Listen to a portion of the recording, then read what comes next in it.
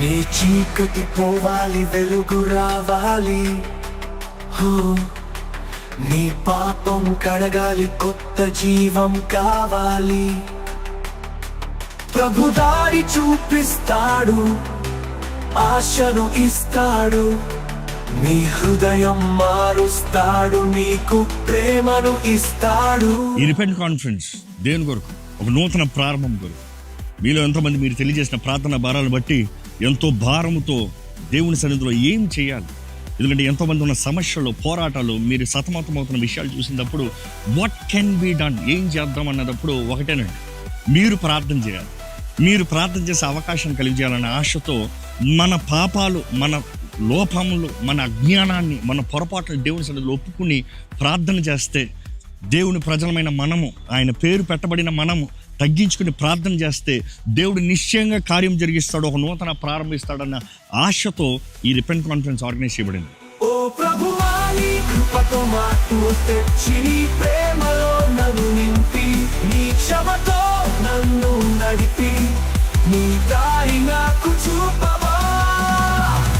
3 రోజులు బలమైన ఆరాధన, దేవుని వాక్యం ద్వారా మనం సరిదిద్దుకునే వాక్యములు, అదే రీతిగా దేవుని సన్నిధిలో ప్రార్థనతో, విజ్ఞాపనతో బలమైన విడుదల, జయము, స్వతంత్రత కార్యాలని పొందుకుందాం. మీ భారాన్ని తీసుకుని రండి, దేవుని పాదాల దగ్గర పెట్టి ఆయన ఇచ్చే స్వతంత్రతతో ఇక్కడ నుండి వెళ్దామండి. ఈ స్థలాన్ని ఇప్పటికే ఎంతో ఆశతో, ఎదురు చూపుతో సిద్ధపరుస్తున్నామండి. ప్రార్థనతో దేవుడు కార్యం జరిగించాలని ఎంతో ఎదురు చూపుతూ ఉన్నాము. మీరు కూడా ఎదురు చూపుతారండి.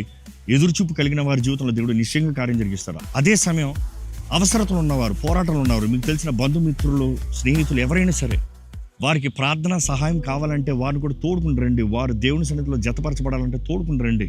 వారి జీవితంలో ఒక ఆశీర్వాదకరంగా మీరు మారండి. Come let's pray together. దేవుడే నిశ్చయంగా తగ్గించుకున్న వారి జీవితంలో కార్యం జరిగించినట్లుగా ఎదురు చూద్దాము, ఆశపడదాము.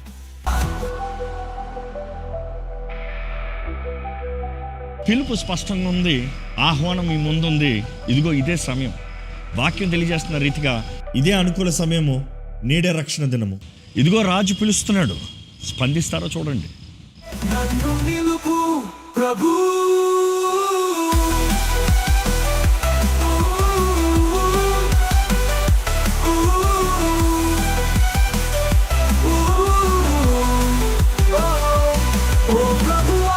కృపతో మార్పు తెచ్చి, నీ ప్రేమలో నన్ను నింపి, నీ క్షమతో నన్ను నడిపి, నీ దారి నాకు చూపవా.